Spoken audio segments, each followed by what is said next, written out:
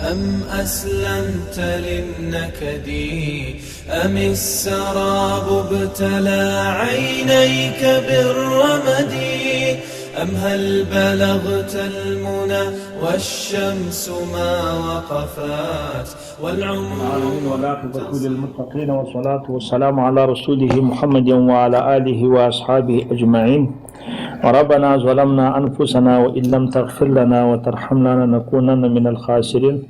ربنا اغفر لي ولوالدي وللمؤمنين يوم يقوم الحساب. أما بعد فأعوذ بالله من الشيطان الرجيم. بسم الله الرحمن الرحيم. أول استفتاء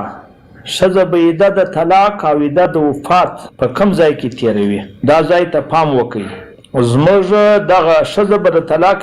چیرې تېروي؟ الابتاء بتوفیق الله تعالی. دا پر دې باندې لازمه ده که د طلاق وي که د ایتاق وي چې دا به د میړه په کور کې تېروي. هغه شرایط که نه و هغه به وروسته درته راشي. الله جل جلاله هغه خپل په قرآن کې وایي ولا تخرجوهن من بیوتهن، هغه ته چې د دوی د کورو څخه مه باسئ، په هغه ځای کې دې د تېروي. دا لازمي امر دی. دوم جلد رد مختار 604 تاتار خانیه څلورم جلد 523 او جامع رموز 588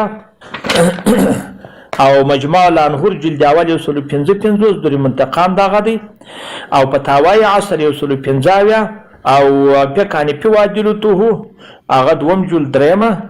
او فتاوای متانه هغه دوم جلد 509 او بحر رایق څلورم جلد 259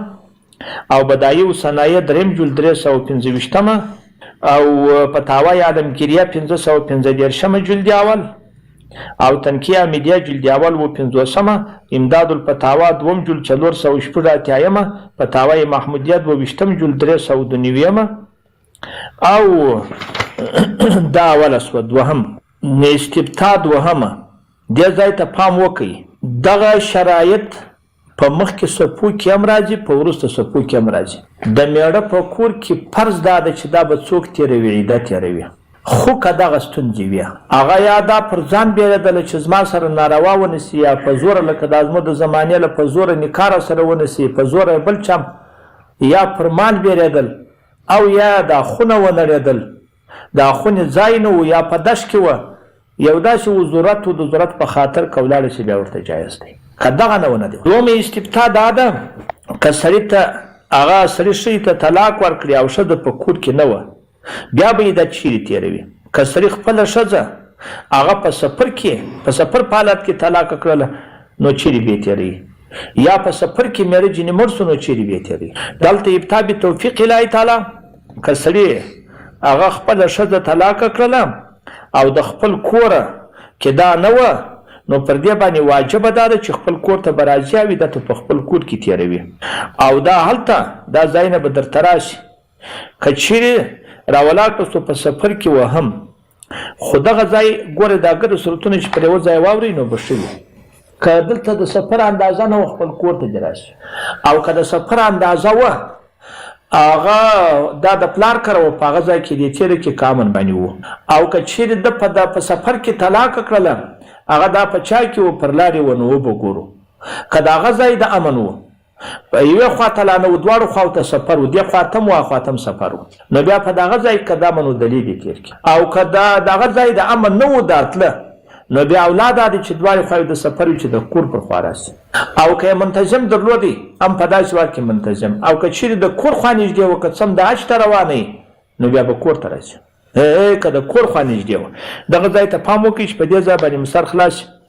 دا په بل استفتاء کې هم بیا راځي. هغه شی تحتوي پر دون مختار 613 صفحه دوم جلد او بحر رایق څلورم جلد 258 تبیین الحقایق 28 درېم جلد او جامع رموز 588 او مبسوط السرخسی هغه شپږم جلد 19 صفحه دا جزونه دي ده. او فقه حنفي وادلته دوم جلد هغه 250 او مجموع الانهور 155 دوم جلد او فتح القدیر هغه دوم جلد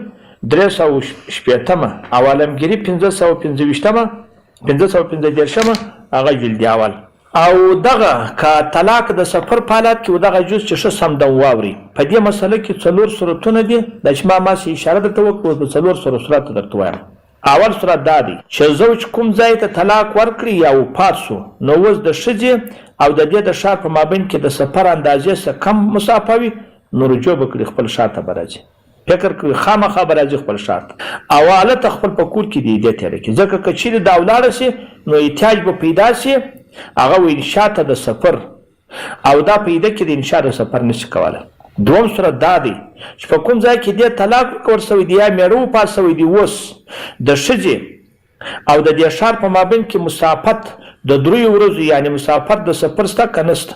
او د دې د مقصد په مابین کې هم د 3 ورځو څخه کم مسافه وي نو اوس به څه کوي؟ نو که چیرې د کور د طرفې مسافه وه دغه ځای ته چې دا ځي مسافه نه وه ولاړې دې شي دوی او رجوع دې و ښار ته نه کوي. دلته به په رجوع کې انشاءالله هغه د سفر هغه دا دی او معتده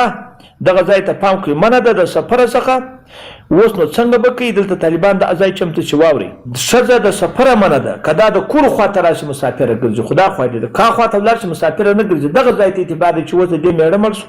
او دې ته میړه طلاق ورکړي، پر دغه ځای مخته سفر نه دی شاته سفر دی، دا د سفره منع ده نو مخته دې ولاړ شي شاته نه شي. درېیم ځای دا دی چې طلاق ورکړي او وفات شي نو اوس د ښځې او د ښار په مابین کې د 3 ورځو څخه کمه مسافه وي او د دې د مقصد په مابین کې د 3 ورځو څخه هغه کمه مسافه وي نو اوس دې ته اختیار دی که رجوع کوي ښار ته او که تګ کوي مقصد ته او دا خو یې دا رجوع او خپل کور ته په دغه صورت کې متعینه کړی چې دواړه نه د سفر اولاد دا چې کور ته راځي ښه دا د کور ته متعینه کړی واجبه ده. څلورم صورت دا چې کوم ځای کې طلاق یا وفات ورکړل سوی و ښځې او د دې د ښار په مابین کې د 3 ورځو څخه مسافه وي او د دې او د مقصد په مابین کې هم د 3 ورځو مسافه وي دواړه سفر نو دلته بیا 2 صورت دي. اول صورت دا دی چې دغه ځای چې دا پکښې ده په دشت کې وي او یا داسې ځای وي چې د اقامت صلاحیت نه لري او یا داسې ځای وي چې د اقامت صلاحیت لري. اوس نو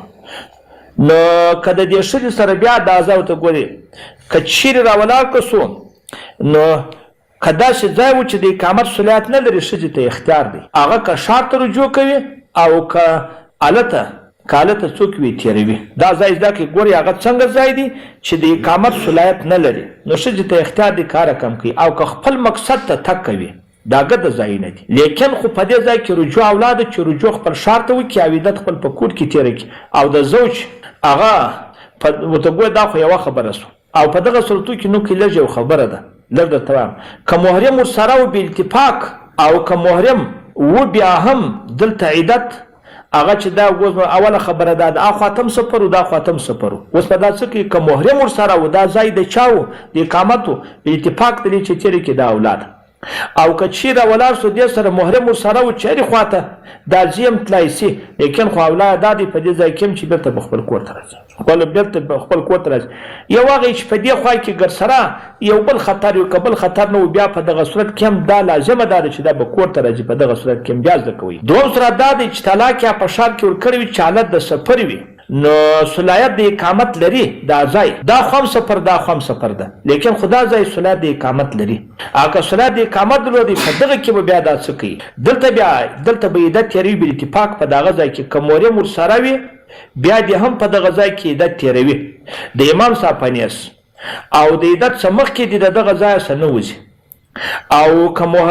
دا خو یې ده او دلې ته څو ورځې چې دا تېر کړي او صاحبین وایي چې د عیدت تېرولو څخه مخکې هم وتلی شي که محرم ورسره و موږ وایي چې یا امام صاحب دا وایي چې عیده یې نه یې تېره کړې که محرم ورسره و دا ځای هم څوک د ګزاري و تر هغه وخته دې نه وځي چې عیده تېره سوه بیا دلیل د صاحبین هغه دا دی چې دا ښځه هغه په خپل کور کې نه ده نو د دې وایي چې خروج دې ته څوک دی هغه روا دی د محرم سره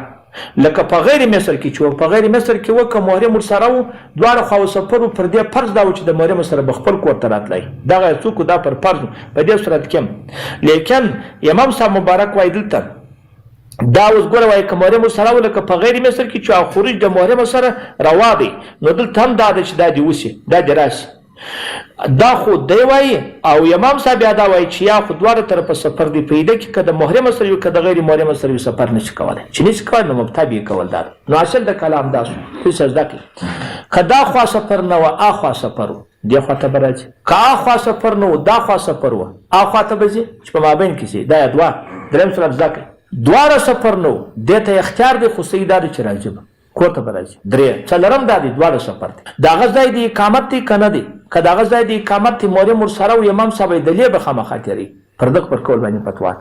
ما خبرو ته غوږ نسئ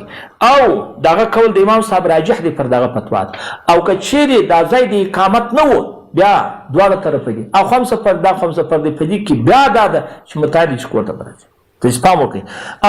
دغه صورتونه سوه تر دې نه وته ټول در مختار دي مختار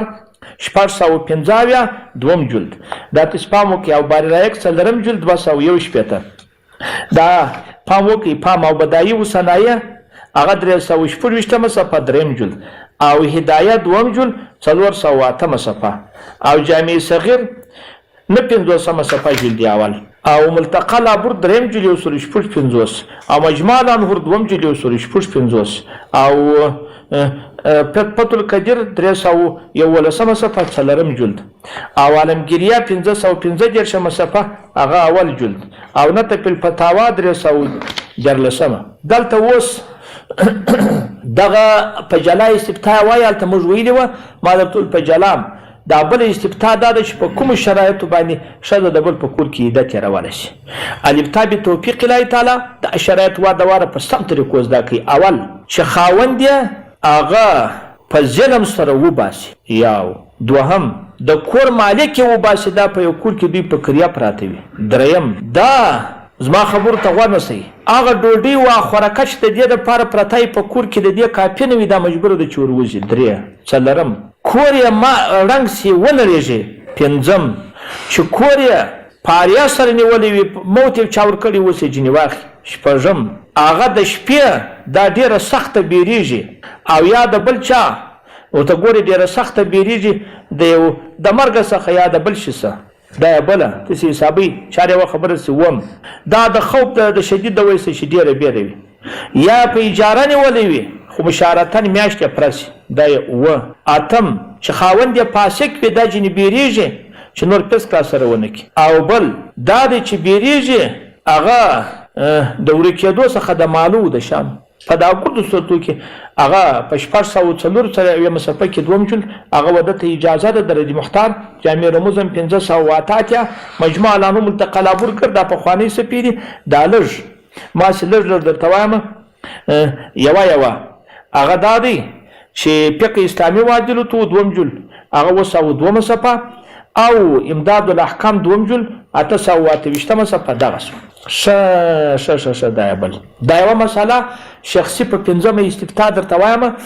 دا زموږ شخصي پیرس و دا زموږ خلکو په کول نه کوي. یوه ښځه وه سر د سرې روپۍ تاویلې کړې وې د زویه سره تله حج ته چې دا حج ته د زویه سره روپۍ تاویلې کړې وې نو دا خو تلای شي مېړه یې ژوندی دی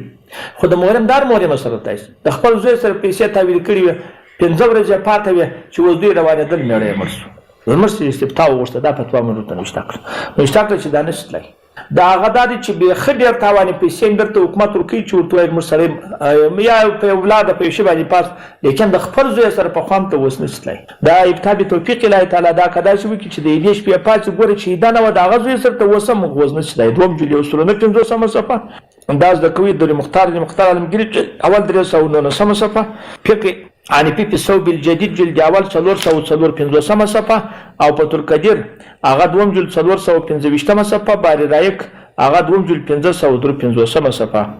او تبیین الحقایق 243 صفحه دوم جلد او هدیة العلایه 243 صفحه دا یو جلد فقه او فتاوی رحمانیه دوم جلد 495 دغه بیان سو الله سبحانه وتعالى. الضرب في مددي أم هزك البغي والأيام دائرة والحق يعلو على الأعداد والعدد هل نغصتك البلايا وهي زائلة واستهلكت